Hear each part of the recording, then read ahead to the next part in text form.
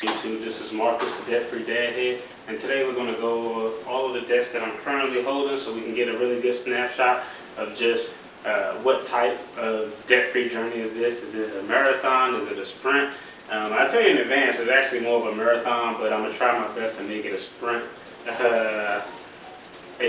Divide it up, make things a little bit more, I guess, mentally easier for me to palate. Looking at some smaller numbers and addressing some smaller numbers first and moving on to the larger numbers. Removing a few things out of this total debt that we'll address on the back end because they fall in a little bit in the later baby steps and for various other reasons. So just tune on in. I appreciate you all for checking it out. Subscribe, like, comment. If you comment, I'll definitely try my best to get back to you. Ignore the rain. I got this stupid... you can just hear the rain coming down so hard with this stupid skylight I got up here, so that's why you're getting a little glare. And I'll be in and out of the shot as I'm writing on the board, trying to give all the numbers and give you a snapshot of everything. So let's go ahead and dive right in. The first debt is a department store credit card or furniture store credit card, and that balance is $2,500, $112 a month at 0% interest.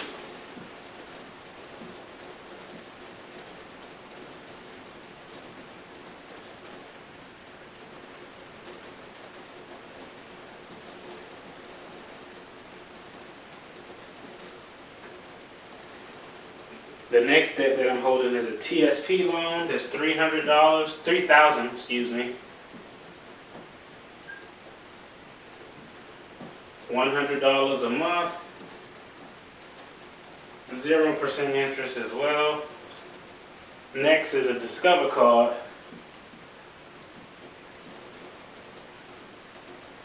At $4,005. $87 a month. 25% interest. Next up is my personal card. $5,002 a month.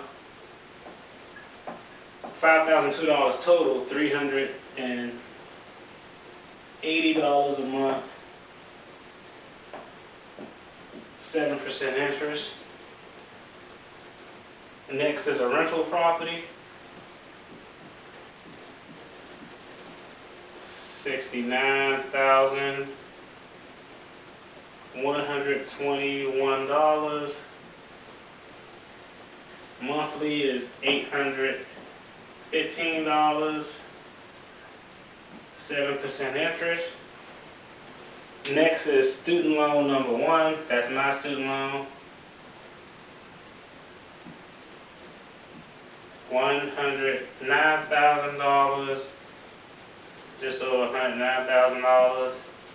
The monthly payment on that is $735. And this is at a 3% interest rate. Another student loan, the wife's student loan, this is $130,000. 121. Payment on this is $1,300 a month. This is at 5% interest rate. And then last but not least is my residence.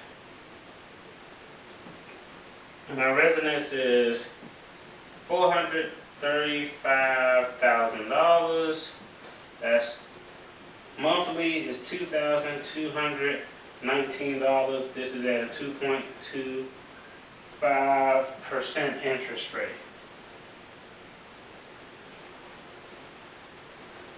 Okay, so just kind of to recap, we have a Haverty's credit card, furniture, $2,500, moved into a new residence about 3 years ago, and doing so, 80% of the furniture we purchased with cash. We decided, made a bad decision, and purchased our living room furniture finally, but we used a credit card because it was the same as cash. It was kind of fruitless because no one ever uses it. We got other areas of the house that we sit that furniture is in, so really no one goes in there. But we have $2,500 on that. A TSP loan of $3,000. That's essentially a 401k loan that we're paying back. It is low interest. I just put 0 because we get the interest paid back directly to us. Next is a Discover card, a little over $4,000. With this Discover card, I tell you, really, I have about 6 credit cards total. 5 of them have a zero balance. I haven't used them in years. This Discover card was really, and this balance on this card was a product of some repairs I needed to make on my rental property. I had a tenant who was the tenant from hell, and they left the place an utter mess. I mean, just left their clothes all ran through, stuff everywhere. Food was in places that food shouldn't be.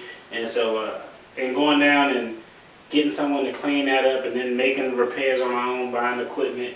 Then I got tired of doing the repairs on my own, so I just paid someone to do it. But that $4,000 Discover card really resulted, or was the result of trying to get that rental property back up to snuff so I can get it on the market.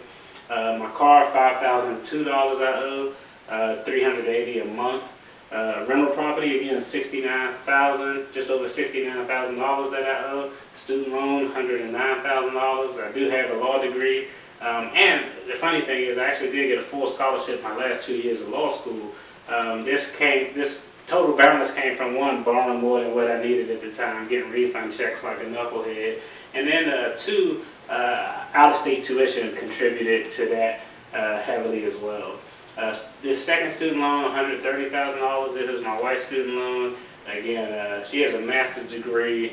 I will tell you, out-of-state tuition as well, borrowing more than we needed, but that's kind of the residual effects of that. And my primary residence is $435,000, $2,219 a month, 2.25% interest rate. I will tell you all, check out another video that I did where I talk about the top 5 things that I did to save over $1,000 a month in 2020. This low rate of 2.25% on my primary residence is essentially the product of a refinance that saved me over $800 a month, so that was definitely a big deal. And the total amount that we have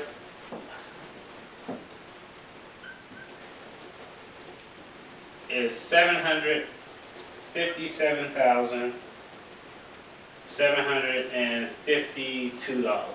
So this is the total amount of debt.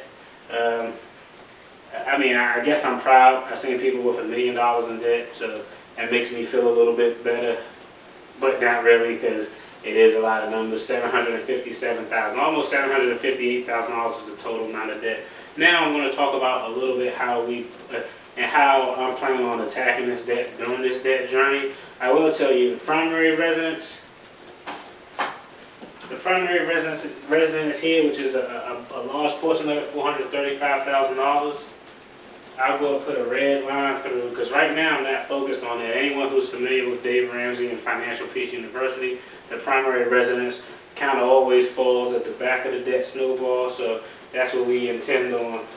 Sorry, I'm looking at some of the stats on my phone, so I had to look down here, but that's what we intend on keeping it. That's on the back end of the debt snowball, so I'm going to take that out, plus removing that number. It makes it a little bit easier for me to palate from a mental standpoint. The next one that even though it's a debt, I'm not going to focus on for purposes of this debt snowball, because it'll be way in the back, is this rental property. Again, that's $69,000, just over $69,000. The reason I'm not focused on the rental property at the moment is essentially this rental property is income producing and has been income producing for about almost 7 years now. Very rarely do I not get a profit every month, and that's if some unforeseen repair or something comes up. But for the most part, it's income producing. The tenants we have in there now are good tenants. They take care of the place, but more importantly, they're locked into a lease for the next, I think, 12 months. So that provides a little bit of not having to worry about it. So again, and typically with the debt snowball, any rental income producing properties normally will fall after the primary residence is paid off anyway. So those two, the primary residence, the rental property, are going to fall at the back of the debt snowball. So let's talk about what I plan on attacking first. The first things I'm going to attack, again, according to the debt snowball, the smallest debts first. So I definitely will be focusing, and I want to use green to give a little bit of color since my production is so terrible, but I definitely will be focusing on all of these debts right here that are currently under $5,000. I'm going to do something a little bit different outside of the debt snowball, but it will still have the effect. I'm not necessarily going to focus on the smallest debt first.